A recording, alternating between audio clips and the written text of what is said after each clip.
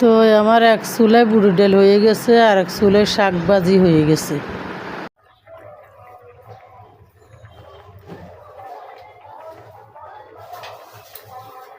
তো আমি এক চুলায় বুড়ি ডাল বসাই দিছি আর এক চুলায় শাক ভাজি করতেছি। আজকে আমার বোমা নাই, বোমা গেছে স্কুলে, নাতিনকে স্কুলে নিয়ে দিয়ে তো গেছে, সেই জন্য আমি রান্না করতেছি। তো আজকে আমি শরীরটা ভালো না, রান্না বেশি করব না। বুড়ো ডাল সিদ্ধ দিয়েছি, বুড়ো ডাল দিয়ে ভর্তা বানাবো আর কিছু বুড়ো ডাল রাখি দিব কালকের জন্য। বোমা যা করে করবার, আমি কলমি শাকগুলো ভাজি করব।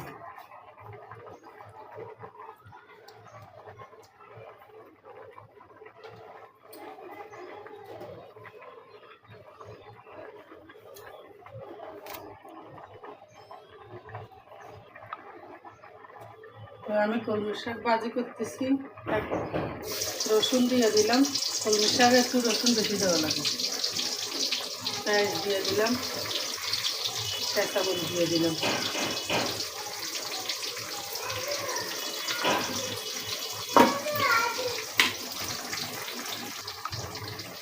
তো আমার মরিচ পেঁয়াজ কষানো হয়ে গেছে, এখন আমি শাকগুলো দিয়ে দিচ্ছি।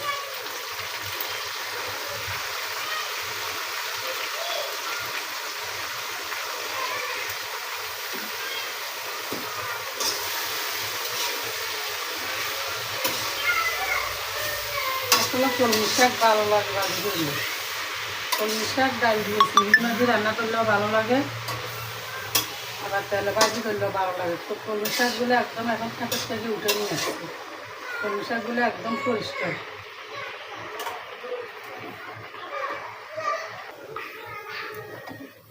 আমরা যারা ফেসবুকে কাজ করতেছি, শরীর ভালো লাগে না, আজকে শরীর খারাপ লাগে, অসুস্থ লাগে, তারপরে ভিডিও বানাই, ভিডিওতে ভয়েস দিই, ভিডিও ঠিক মতো ছাড়ি। একদিন যদি ভিডিও না ছাড়ি ফেস লাল হয়ে যায়, ডাউন হয়ে যায়। সেজন্য আমাদের সবসময় অসুস্থ থাকলেও ফেসবুকে কাজ করা লাগে। এত কষ্ট করি, তারপরে এখনও সফলতা মুখ দেখি না। তো আমার ডালগুলা সিদ্ধ হয়ে গেছে, শাকগুলো এখন ভিজেছে।